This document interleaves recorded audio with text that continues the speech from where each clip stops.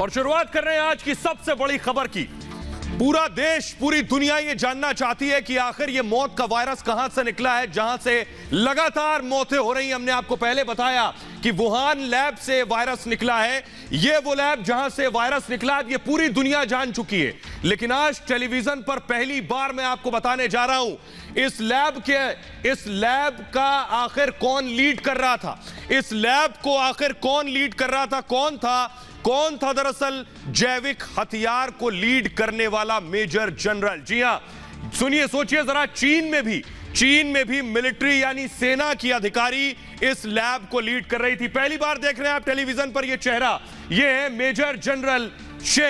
Major general Shen Wei को आप देख रहे हैं, जो जिनपिंग से मुलाकात कर रही है, बाकायदा उन्हें पुरस्कृत कर रहे हैं Jinping. Major general Shen Wei दरअसल इस वुहान लैब को हेड कर रही थी और इनको बायो वॉरफेयर, जिसे आप कहेंगे जैविक हथियारों का एक्सपर्ट माना जाता है। यानी जिन जैविक हथियारों से 30 लाख से ज्यादा लोगों की मौत हुई है, उसके लिए वुहान लैब जिम्मेदार है। और मेजर जनरल, देखिए जरा, शी को आप लैब के अंदर जाते हुए देख रहे हैं, मास्क लगाकर पूरी तरह से अपने पीपी किट में, और ये वुहान लैब में शेन वी जा रही हैं। तो पहली बार टेलीविजन पर आप शेन वी को देख रहे हैं, तो देखिए जरा शेन वी का क्या रोल है वुहान लैब में, क्या भूमिका है शेन वी की।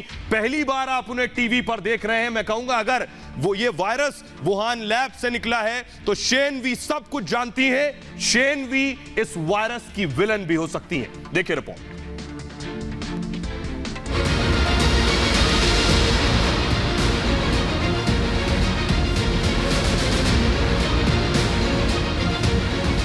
चीन की virus woman major general.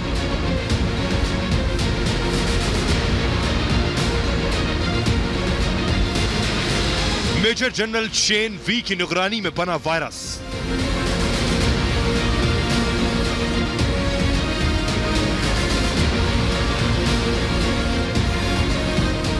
Jinping की करीबी ने बनाया मौत का वायरस।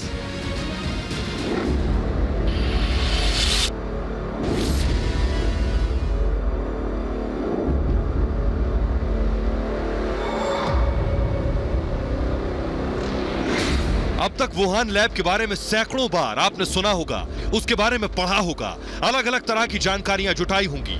लेकिन वुहान की जिस लैब से मौत का यह वायरस दुनिया भर में फैला, उस लैब का इंचार्ज कौन था?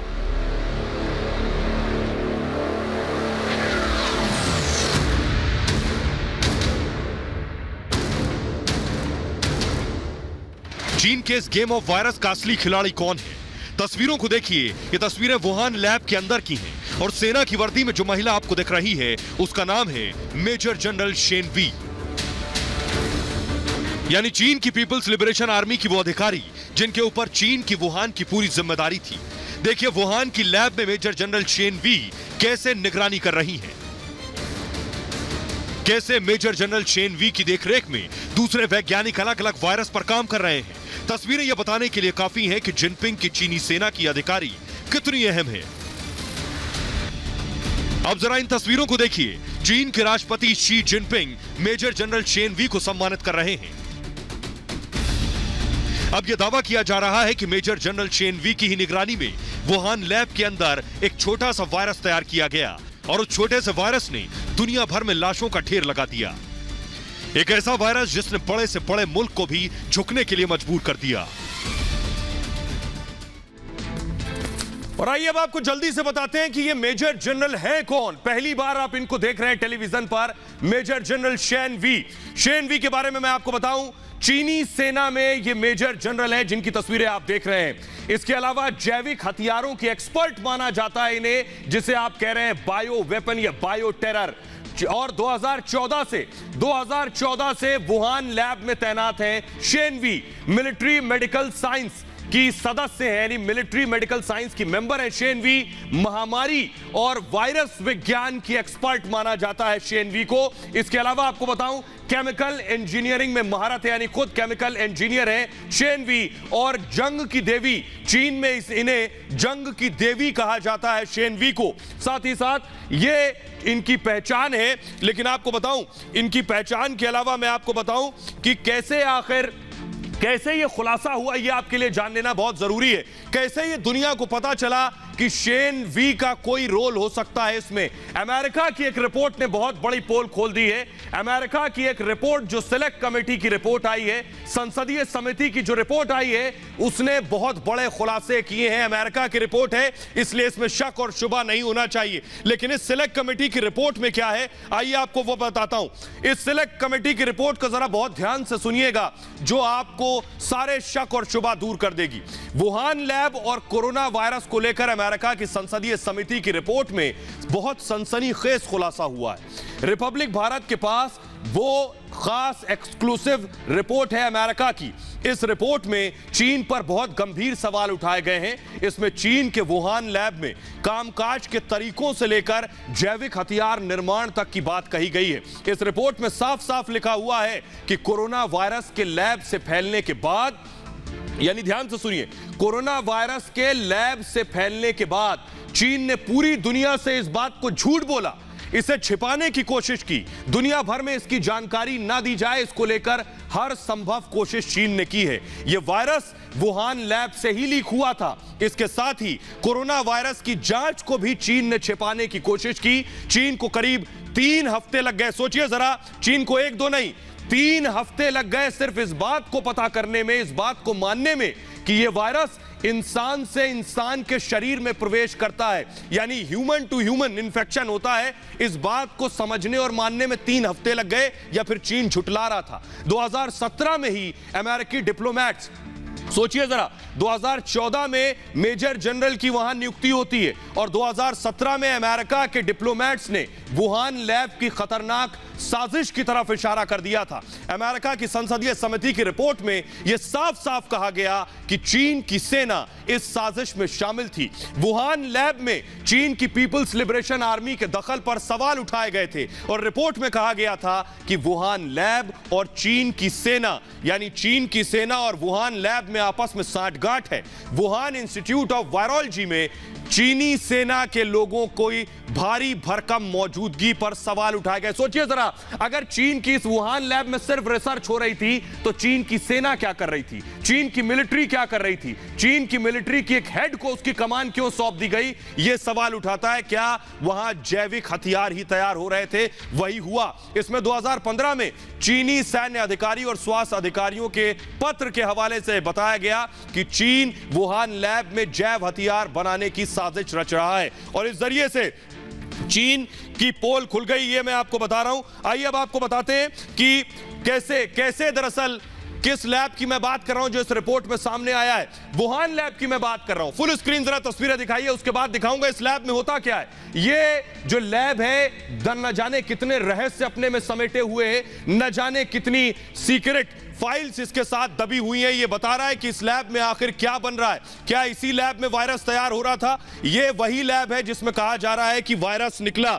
आइए आपको बताता हूं कि बड़ी चीज ये, हर शख्स ये जानना चाहता है कि इस चीन की वुहान लैब में होता क्या है। सोचिए, चीन में एक लैब है और उस लैब से वायरस ऐसा निकला कि पूरी दुनिया में 30 से 35 लाख लोगों की मौत हो गई। देखिए जरा एक्सक्लूसिव रिपोर्ट, आखिर इस लैब में होता क्या है। देखिए रिपोर्ट।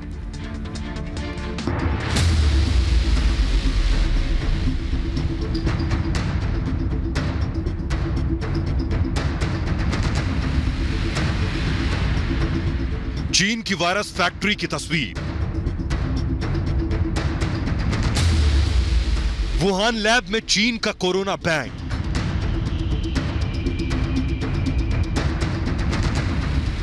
चीन का गेम ऑफ वायरस डिकोड।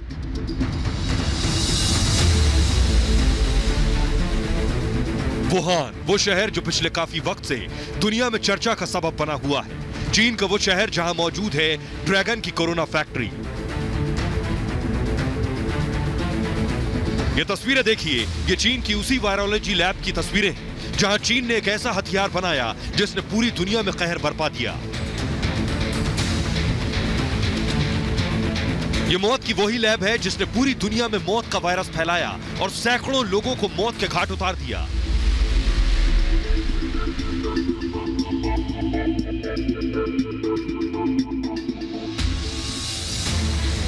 अब आपको चीन की इस कोरोना फैक्ट्री के अंदर लिए चलते हैं।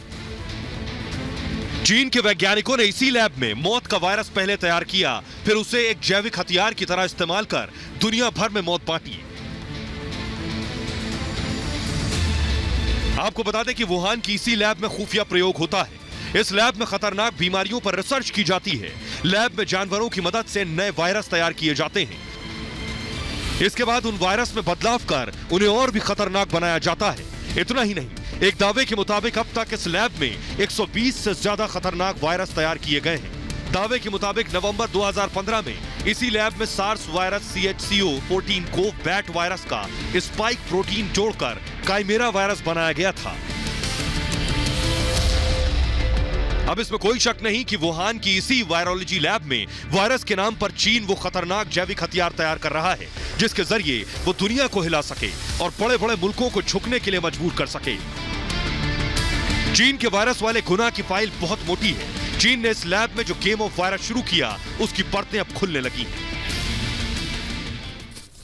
और आइए आपको जल्दी से बताते हैं कि अमेरिका की जो रिपोर्ट आई है उसमें क्या बड़ी बातें हैं।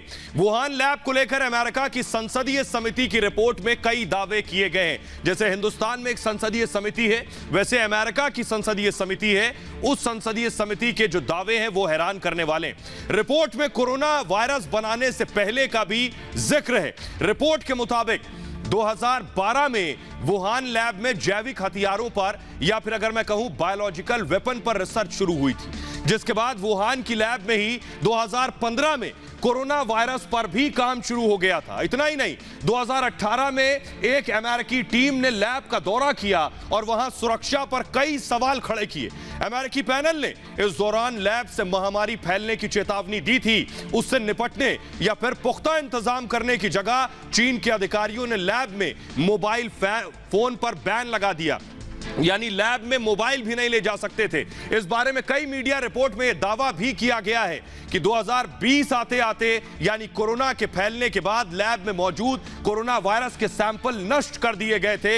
ये इस रिपोर्ट की बड़ी बातें हैं। आइए अब आपको बताते हैं कि आखिर इसके पीछे चीन का मकसद क्या है। सवाल यह है, चीन का मकसद सुनकर आप हिल जाएंगे। आप भी सोच रहे होंगे कि आखिर क्यों चीन ने इस वायरस को बनाया। इस वायरस को बनाने के पीछे क्या वजह थी, इस जैविक युद्ध के पीछे क्या वजह थी। आइए आपको यह बताता हूं मैं कि जैविक युद्ध के पीछे मकसद क्या था। आपकी टेलीविजन स्क्रीन पर आ रहा है, देखिए जरा ध्यान से।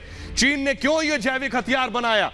क्योंकि अर्थव्यवस्था में, जी हां, ये देखिए, ये शी जिनपिंग को आप देख रहे हैं, अर्थव्यवस्था में चीन नंबर 1 बनना चाहता है, इसलिए चीन ने यह जैविक हथियार चलाया। सैन्य क्षमता में, यानी पूरी दुनिया में मिलिट्री पावर में नंबर 1 बनना चाहता है, इसलिए यह जैविक हथियार बनाया। इसके साथ ही तकनीक में नंबर 1 बनना चाहता है चीन, इसलिए चीन ने यह जैविक हथियार बनाया, जिसे बायो टेरर भी कहा जा रहा है। और दुनिया में चीन का मकसद है नंबर 1 बनना, इसलिए पूरी दुनिया में तबाही लेकर आया चीन। इसलिए चीन ने दरअसल पूरी दुनिया को हिला दिया और घुटनों पर ले आया। सोचिए, न सिर्फ अमेरिका, जिसमें 6 लाख से ज्यादा मौतें हो चुकी हैं, जो दुनिया का सबसे बड़ा, खुद को सुपर पावर कहता है, आप चीन का इंटेंशन बखूबी समझ सकते हैं। लेकिन चीन ने पहली बार नहीं किया। मैं आपको दिखाने जा रहा हूं कि आखिर इस मकसद को पूरा करने के लिए चीन ने कैसे साजिश दर साजिश रची है। चीन की पहली साजिश पूरी दुनिया से छुपी नहीं है। जैविक आतंक फैलाओ, यह है चीन की पहली साजिश। और इस जैविक आतंक के जरिए चीन ने कैसे लोगों के, देशों के, मुल्कों के हेल्थ सिस्टम को तबाह और बर्बाद कर दिया, वो तस्वीरें मैं आपको दिखाने जा रहा हूं। देखिए जरा, लोग अस्पतालों में तड़पते रहे, ऑक्सीजन नहीं थी, और ये हालात पूरी दुनिया के थे। ये चीन का मकसद था। न सिर्फ ये तस्वीरें, बल्कि अगली तस्वीर में दिखाऊं, पूरी दुनिया में चीन ने लाशों का ढेर लगा दिया इस मकसद से। अगली तस्वीर में दिखाऊं, ये तस्वीरें भी आपने देखी होंगी।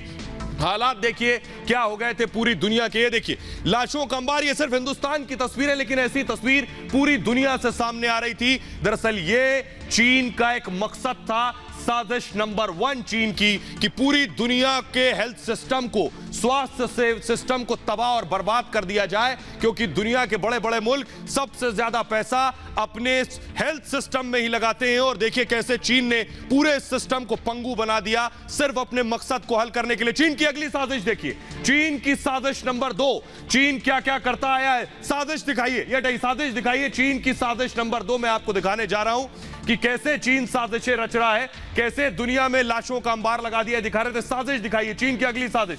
चीन की अगली साजिश है जमीन पर कब्जा। चीन ने अगली साजिश जमीन पर कब्जे के जरिए रची। विजुअल दिखाइए, तस्वीरें मैं दिखा रहा हूं कि कैसे चीन ने न सिर्फ, सोचिए जरा, चीन से लगती हुई जो सीमाएं, मैं बताऊं 14 देशों की सीमाएं चीन से लगती हैं, लेकिन 23 देशों के साथ चीन का विवाद चल रहा है। चीन का 43% जो हिस्सा है, चीन का 43% हिस्सा अवैध कब्जे का है। यह चीन की हकीकत। आइए तीसरी साजिश चीन की मैं आपको दिखाता हूं। चीन की तीसरी साजिश देखिए, चीन की तीसरी साजिश मैं आपको दिखाने जा रहा हूं। देखिए जरा, साजिश नंबर 3।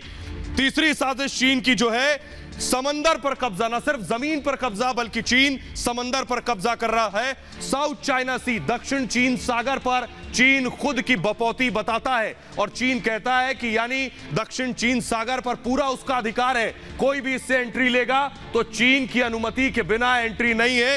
ये जो तस्वीरें हम आपको दिखा रहे हैं ये बता रहा है कि चीन कैसे धीरे धीरे करके पूरी दुनिया पर कब्जा करना चाहता है। एक और आपको दिखाने जा रहे हैं। चीन दरअसल मकसद क्या है चीन का, ये आपको हम बताने जा रहे हैं। चीन का इसके पीछे मकसद है खुद को सबसे ताकतवर बनाना, सुपर पावर बनना, यह चीन का पहला मकसद है। और देखिए धीरे धीरे करके जमीन से लेकर समंदर, आसमान और दुनिया में चीन ने तहलका मचाया खुद को सबसे ताकतवर और सुपर पावर बनाने के लिए। अमेरिका जैसे मुल्क भी घुटनों पर आ गए हैं चीन की इस साजिश के आगे। लेकिन यह कोई पहली घटना नहीं है, मैं आपको बताऊं, ये जो अमेरिकी संसद की रिपोर्ट है पहली रिपोर्ट नहीं है। इससे पहले दुनिया के साइंटिस्ट, दुनिया के ऑथर, दुनिया के राजनीतिज्ञ ये दावा कर चुके हैं कि ये जो वायरस है ये चीन की लैब से ही निकला है। सबसे पहले अमेरिका के पूर्व विदेश मंत्री माइक पोम्पियो ये कह चुके हैं कि उन्हें पता है कि ये वुहान लैब से निकला वायरस है, इसकी बाकायदा जांच होनी चाहिए। न सिर्फ पोम्पियो बल्कि ली मैंग यांग, जिनको खुद आपने रिपब्लिक पर सुना, जो चीनी साइंटिस्ट हैं और अपनी जान बचाने के लिए न्यूयॉर्क पे छिपी हुई हैं, वो भी ये दावा कर चुकी हैं। निकोलस वेड आपने सुना, जो कि ब्रिटिश पत्रकार हैं, उन्होंने भी इस बात का दावा किया कि ये वायरस चीन की लैब से निकला हुआ है। अब आप बखूबी समझ सकते हैं कि चीन ने इस साजिश को कैसे रचा। ये आपको दिखाते हैं। अब इसका आपको नतीजा दिखा देते हैं। पूरी दुनिया में तहलका मचाने के बाद चीन ने कैसे तरक्की की है। देखिए एक साल में चीन कैसे मालामाल हो गया। एक साल में चीन की जीडीपी 18% बढ़ गई, 18% ज्यादा आ गई। अमेरिका से बड़ी नेवी चीन ने तैयार कर ली है। यह खुद अमेरिका के बड़े अधिकारियों का और नेताओं का कहना है। सबसे बड़ा मेडिकल एक्सपोर्टर बन गया है। यानी सोचिए पूरी दुनिया में कोरोना फैलाने वाला, वायरस फैलाने वाला खुद सबसे बड़ा मेडिकल एक्सपोर्टर बन चुका है। यानी आपके देश में और दूसरे देशों में जैसे भी मेडिकल के सामान पहुंच रहे हैं, चाहे वो पीपी किट हो, चाहे वो मेडिकल सप्लाई हो, चीन उसमें नंबर 1 बन गया। और हिंदुस्तान से ही खबर यह आई थी कि चीन ने हिंदुस्तान के साथ कैसे दगा किया है। चीन ने कैसे हिंदुस्तान के मेडिकल सप्लाईज को 5% बढ़ा दिया है। इससे आप बखूबी समझ सकते हैं कि आखिर चीन का मकसद क्या था। लेकिन चीन का मकसद तो आपने जान लिया, जो हिंदुस्तान से बहुत दूर बैठा है, पड़ोसी है। लेकिन हिंदुस्तान में भी ऐसे लोग बैठे हैं जो चीन से अलग नहीं है, जो वैसे ही साजिश देश के अंदर, देश के खिलाफ, देश विरोधी साजिशें रच रहे हैं। एक तरफ देखिए, एक तरफ देश में लाशें जल रही हैं, शमशान में ताबूत लाशें हैं, कब्रिस्तान में ताबूत हैं। आप समझ सकते हैं कि देश के हालात फिलहाल क्या है। लेकिन मैं आपको दिखाऊं, कब्रिस्तान में देखिए दफनाने की जगह नहीं है। हालात ये हैं, ये अब तस्वीरें कब्रिस्तान की दिखा रहे हैं। लेकिन उसके बावजूद मैं आपको बताऊं, उसके बावजूद देश में ऐसे लोग हैं जो इस पर दरअसल पूरी साजिश रच रहे हैं। कैसे आपदा में भी गिद्ध सियासत सामने आ रही है, ये हम आपको दिखाने जा रहे हैं। देखिए जरा कौन है जो इस आपदा में गिद्ध सियासत कर रहा है। ग्राफिक जरा मैं दिखाऊं। ये जो आप देख रहे हैं कि कब्र गाह में दफनाने तक की जगह नहीं है। आपदा में भी कांग्रेस की गिद्ध सियासत सामने आ रही। कमलनाथ, जब हम कह रहे हैं कि ये चीनी वायरस है, तो सोचिए कांग्रेस के एक बड़े नेता इसे भारतीय वायरस कह रहे हैं। जब पूरी दुनिया कह रही है कि ये चीन से आया वायरस है, तो कांग्रेस के बड़े नेता इसे हिंदुस्तानी वायरस बताकर सिर्फ देश को बदनाम करने की कोशिश कर रहे हैं। सुनिए जरा कमलनाथ को। हम कहते थे चाइनीज कोरोना। आपको याद है जब शुरू हुआ था जनवरी 20 को, ये कहते थे कि ये कोरोना चीन का है, चीन की लेबोरेटरी में बना, इस शहर से आया, उस शहर से आया। हम आज कहां पहुंचे हैं?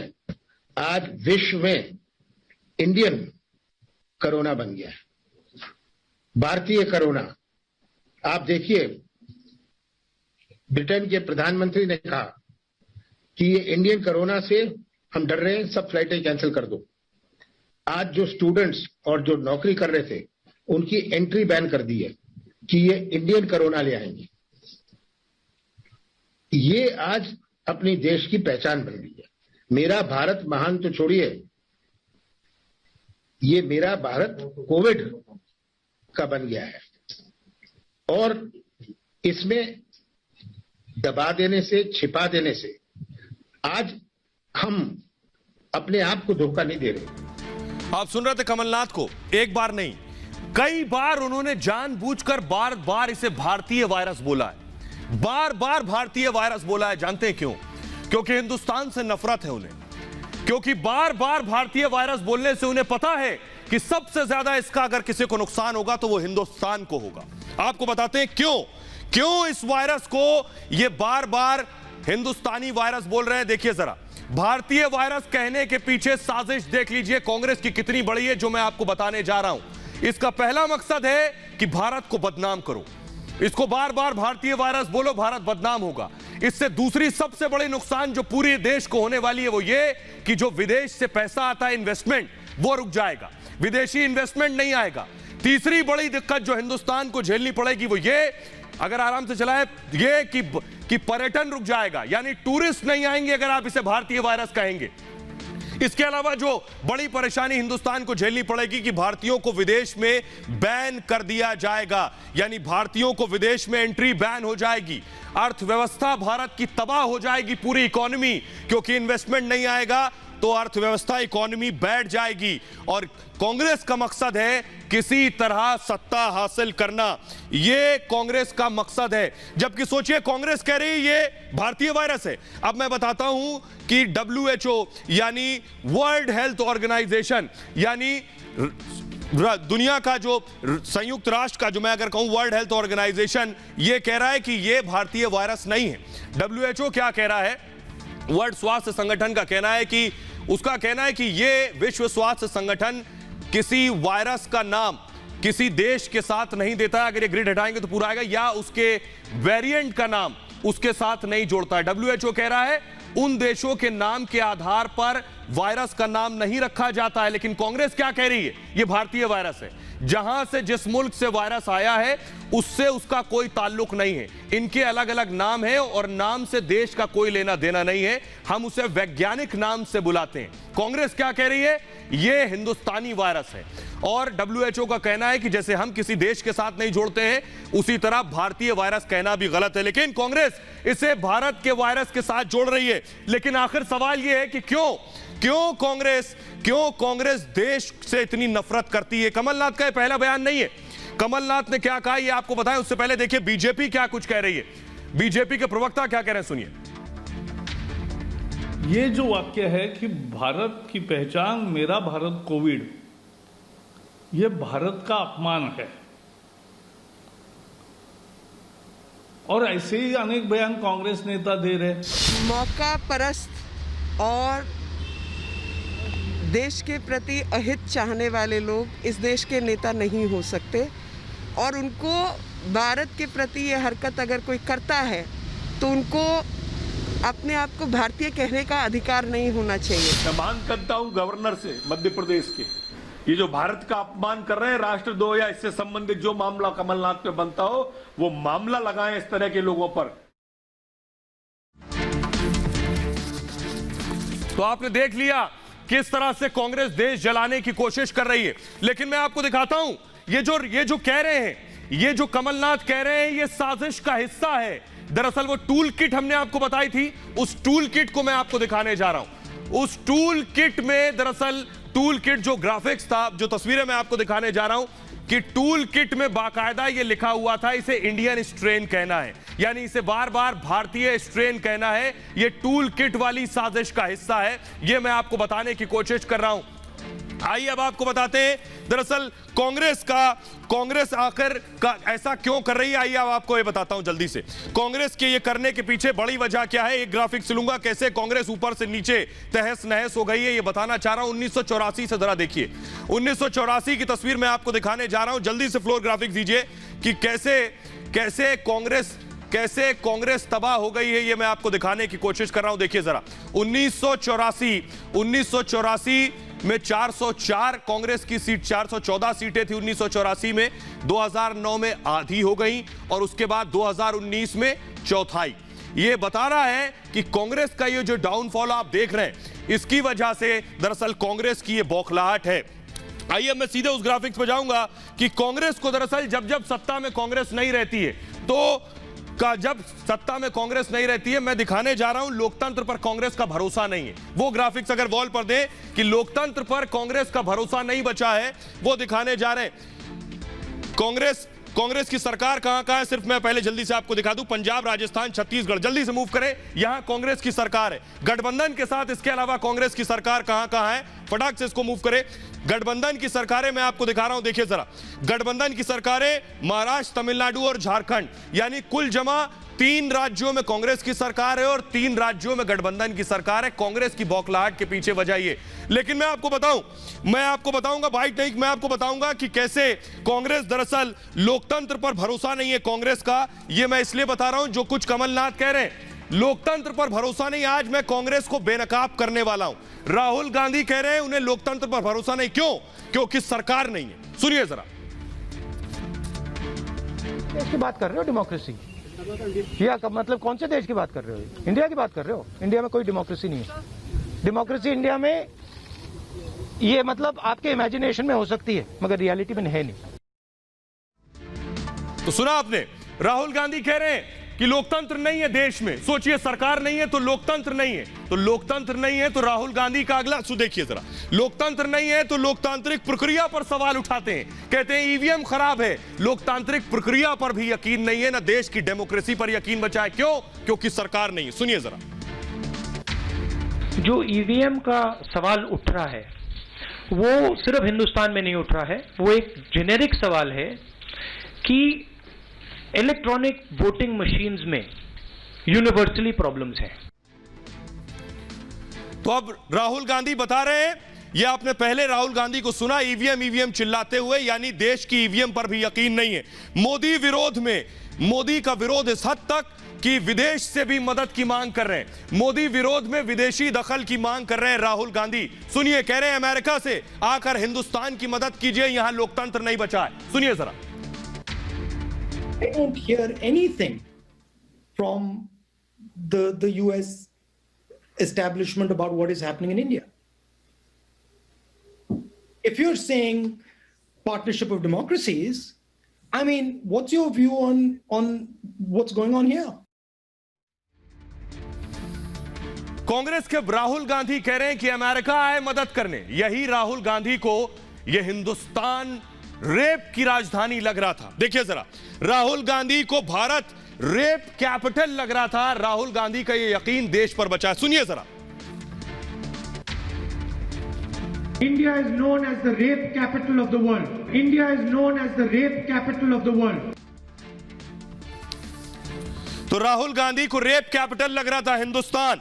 राहुल देश तोड़ने वालों के साथ खड़े हैं, यानी सोचिए, टुकड़े टुकड़े गैंग जब जेएनयू के अंदर देश तोड़ने के नारे लगा रहा था, तो राहुल गांधी उन देश तोड़ने वालों के साथ भी खड़े थे। सुनिए जरा। And I'm here to tell you that what they're actually doing is giving you strength. What they're actually doing, they think they're being very clever by crushing you. But they do not understand that in crushing you, they are making you stronger.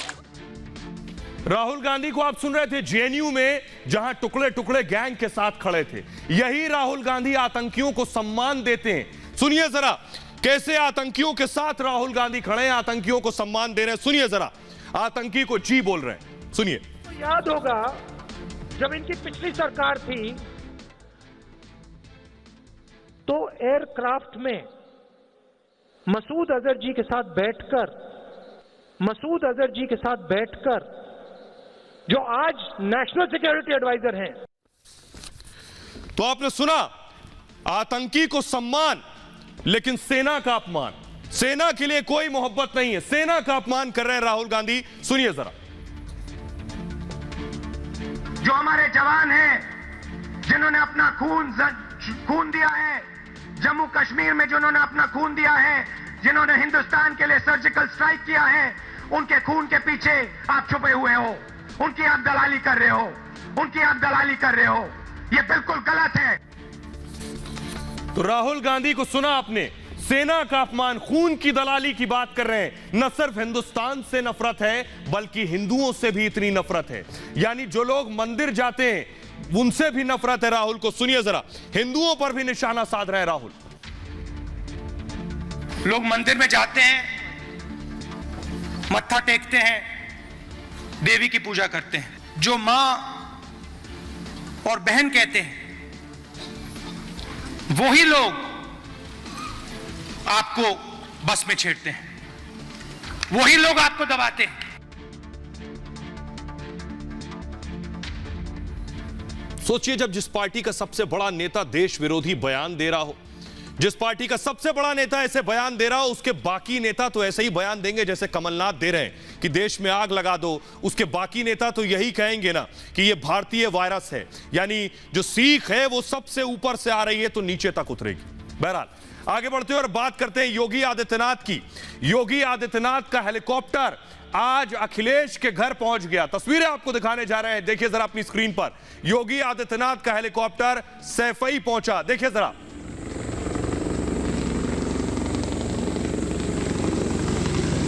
ये जो आप देख रहे हैं योगी का helicopter आपकी television screen पर सैफई में लैंड करा।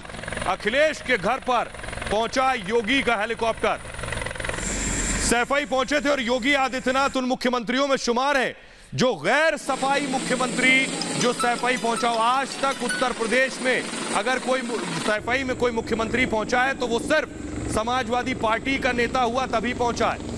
कोई और गैर समाजवादी पहले मुख्यमंत्री योगी आदित्यनाथ है जिनका हेलीकॉप्टर आप देख रहे हैं। ये देखिए जरा, आसमान में उड़ता, सैफई के आसमान में उड़ता योगी का हेलीकॉप्टर आप देख रहे हैं। देखिए जरा, हेलीकॉप्टर लैंड किया सैफई में, दल बल के साथ सुरक्षा दस्ता वहां पहले से मौजूद था जो योगी का इंतजार कर रहा था। ये देखिए योगी का हेलीकॉप्टर हम आपको दिखा रहे हैं, लैंड हो रहा है योगी का हेलीकॉप्टर इटावा के सैफई में, जो कि अखिलेश का घर, समाजवादी पार्टी का गढ़।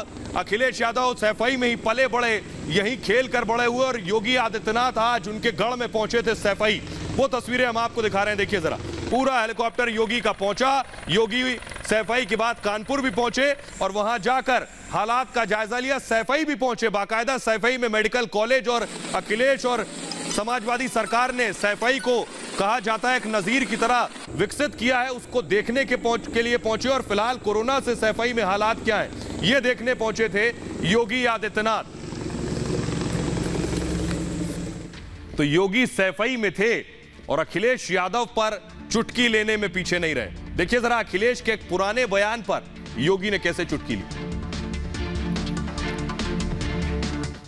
बहुत सारे लोग उस समय वैक्सीन का विरोध करते थे, इसको बीजेपी का वैक्सीन बताते थे, उस समय इसको मोदी जी का वैक्सीन बताते थे। लेकिन आज वही लोग कह रहे हैं ये वैक्सीन निःशुल्क मिलना चाहिए, क्योंकि ये वैक्सीन तो पहले से ही निःशुल्क दिया जा रहा है। लेकिन उस समय विरोध करते थे, हम वैक्सीन नहीं लगाएंगे की बात करते थे। लेकिन आज वही लोग वकालत कर रहे हैं। ये बदलाव स्वर, इन लोगों के दोहरे चरित्र को इस रूप में आप देख सकते हैं। देखिए, मैं तो नहीं लगवाऊंगा अभी वैक्सीन, मैंने अपनी बात कह दी, और वो भी बीजेपी लगाएगी उसका भरोसा करूंगा मैं? अरे जाओ भाई, अरे अपनी सरकार आएगी सबको फ्री वैक्सीन लगेगी। चलिए खबरों में आगे बढ़ते हैं और अब बात स्क्वाड्रन लीडर अभिनव चौधरी की। अभिनव चौधरी शहीद हुए, वो तस्वीरें हम आपको दिखाने जा रहे हैं। अभिनव चौधरी जो कि खुद स्क्वाड्रन लीडर थे, मिग 21 उड़ा रहे थे। अभिनव की तस्वीरें अगर मैं दिखाऊं, ये है अभिनव चौधरी। फुल स्क्रीन अगर तस्वीरें दिखाएं, अभिनव चौधरी, जिनकी अभी शादी हुई थी हाल फिलहाल में, अभिनव चौधरी की मौत हुई MiG-21 विमान गिरने से। अभिनव चौधरी को आप देख रहे हैं, जो कि मेरठ के रहने वाले थे अभिनव चौधरी, और 2019 में वायुसेना ज्वाइन की थी अभिनव चौधरी ने। अभिनव चौधरी अब हमारे बीच नहीं है। आज उनका पार्थिव शरीर मेरठ पहुंचा। कैसे अभिनव चौधरी का एक्सीडेंट हुआ, यह हम आपको दिखाने जा रहे हैं। तस्वीरें हम अगर आपको दिखाएं, जो हम अगली तस्वीर आपको दिखाने जा रहे हैं, देखिए जरा ये तस्वीर, अगली तस्वीर जो हम अभिनव की दिखाएंगे, ये जरा फुल स्क्रीन दिखाइए। अभिनव जिस वक्त MiG-21 उड़ा रहे थे, फुल स्क्रीन, ये एक्सक्लूसिव तस्वीर हम आपके लिए निकाल के लाए हैं। अभिनव चौधरी शहीद हो गए, आज हमारे बीच नहीं है, लेकिन अभिनव चौधरी की वो तस्वीरें हम आपको दिखा रहे हैं जब वो विमान के अंदर कॉकपिट में बैठे हुए अभिनव, और अभिनव MiG-21 विमान उड़ा रहे हैं। ये तस्वीरें हम आपको अभिनव की एक्सक्लूसिव तस्वीरें निकाल कर लाए खास आपके लिए। अभिनव एक बहादुर जवान थे जो कि वायुसेना में थे। 2019 में वायुसेना को थामा अभिनव ने, और उसके बाद एक एक्सीडेंट में उनकी मौत हो गई। आइए अभिनव की वो तस्वीरें मैं आपको दिखाता हूं जब उनका MiG-21 क्रैश हुआ। ये देखिए जो आप देख रहे हैं, अभिनव के MiG-21 क्रैश होने की तस्वीरें हम आपको दिखा रहे हैं। ये दरअसल राजस्थान से उड़ा था अभिनव का विमान और पंजाब के मोगा में क्रैश हुआ। फुल स्क्रीन अगर ये तस्वीरें दिखाएं, MiG-21 विमान जो क्रैश हुआ पंजाब के मोगा में, वो तस्वीरें आप देख रहे हैं। अभिनव खुद इसे उड़ा रहे थे और अभिनव उड़ान भरकर, दरअसल जैसे ही राजस्थान से उड़ान भरी थी अभिनव के विमान ने, और वो पंजाब के मोगा में जाकर क्रैश हो गया। आइए आपको दिखाते हैं अभिनव का पार्थिव शरीर। अभिनव का पार्थिव शरीर उनके घर मेरठ पहुंचा। ये उससे पहले मैं आपको दिखाऊं, ये देखिए अभिनव का विमान क्रैश कैसे हुआ। ये देखिए राजस्थान के श्रीगंगानगर सूरतगढ़ से उड़ा था एयरबेस से, और पंजाब के मोगा ही पहुंचा था खुर्द गांव में, यहां उनका विमान क्रैश हुआ। उनका पार्थिव शरीर उनके गांव मेरठ पहुंचा तो वहां मातम पसरा हुआ था। तस्वीरें हम आपको दिखा रहे हैं, ये देखिए जब पहुंचा तो लोगों के आंखों में आंसू थे, लेकिन बाकायदा जयकारा और उद्घोष भी हो रहा था कि एक बेटा गांव का शहीद हुआ है। तस्वीरें आप देख रहे हैं, परिवार में उनके माताजी, पिताजी और पत्नी हैं। अभिनव की शादी 2019 में ही हुई थी। आइए आपको दिखाते हैं, देखिए जरा अभिनव एक जाबाज जो शहीद हो गया। MiG-21 विमान क्रैश हुआ था, कैसे विमान क्रैश हुआ और उनके परिवार में कौन कौन है, देखिए इस रिपोर्ट में।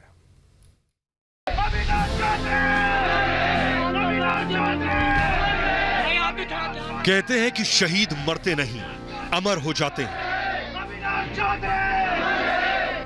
मेरठ में जब शहीद अभिनव चौधरी का पार्थिव शरीर पहुंचा, तब भी ऐसा ही कुछ दिखा। दूर दूर से लोग अंतिम दर्शन के लिए पहुंचे, आंखों में आंसुओं का सैलाब और जुबां पर भारत माता की जय। अभिनव के परिवार में माता पिता, छोटी बहन और पत्नी हैं। सिसकती आवाज के साथ पिता कहते हैं कि अब मेरी एक नहीं 2 बेटियां हैं। अब तो सब कुछ बर्बाद हो गया ना, हम क्या रह गया यार। हमारे बच्ची का भी क्या हाल है रहा यार। हमारी जो बच्ची साथ में, उसके कैसे लेकर आ रही होगी उसे साथ में, हम क्या रह गए यार। महज 1.5 साल पहले अभिनव की शादी हुई थी। अभिनव ने शादी में दहेज की रस्म के तौर पर महज 1 रुपया लिया था। 2014 में एयरफोर्स ज्वाइन किया था। वो लड़ाकू विमान MiG-21 के पायलट थे।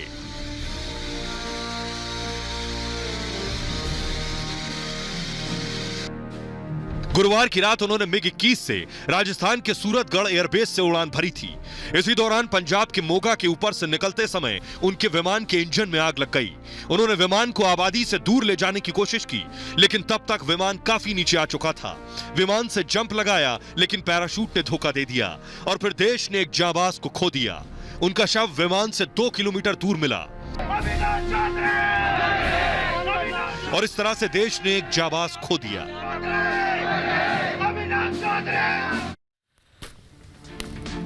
बहरहाल खबरों में आगे बढ़ते हैं। अभिनव हमेशा सभी की यादों में रहेंगे। खबर चीन से आ रही है। चीन में शुक्रवार को दरअसल भूकंप आया था, वो तस्वीरें हम आपको दिखाने जा रहे हैं। ये जो तस्वीरें आप देख रहे हैं, अगर फुल स्क्रीन ये तस्वीरें हम आपको दिखाएं, देखिए जरा चीन में भूकंप आया उस वक्त की तस्वीरें हम आपको दिखा रहे हैं। ये जो आप देख रहे हैं, देखिए भूकंप 7.4 तीव्रता का ये भूकंप था। ये देखिए जरा स्टोर में कैसे, अगर आप एम्बियंस सुना जी, स्टोर में कैसे देखिए एकदम से लोग घबरा गए, कुछ समझ पाते। 7.4 रिक्टर स्केल पर इसकी तीव्रता थी। अगर इसकी आवाज सुना है, क्या हालात थे, क्या मंजर थे वहां, तब समझ आएगा कि कैसे स्टोर में, एक जनरल स्टोर में, देखिए जरा सुनिए, जनरल स्टोर में सब कुछ हिलने लगा, लोग भागे एकाएक जैसे ही लोगों को समझ आया कि यह भूकंप है। 7.4 रिक्टर स्केल पर इसकी तीव्रता थी। 3 लोगों की इस भूकंप में मौत हो गई है, कई लोग इसमें घायल बताए जा रहे हैं, 20 से ज्यादा लोग जो कि घायल बताए जा रहे हैं इस भूकंप की वजह से। तो चीन के अलग अलग शहरों में रिक्टर स्केल पर इसकी तीव्रता कम थी, लेकिन ये जो तस्वीरें हम आपको दिखा रहे हैं, ये भूकंप की तीव्रता 7.4 रिक्टर स्केल पैमाने की आप देख रहे हैं। 10 किलोमीटर नीचे, जमीन के 10 किलोमीटर नीचे बताया जा रहा है ये भूकंप का केंद्र। फिलहाल ये भारत की बात है में इतना ही। अपना बहुत ख्याल रखिए। एक छोटे से ब्रेक के लिए रुक रहे हैं, लौट रहे हैं कुछ और बड़ी खबरों के साथ।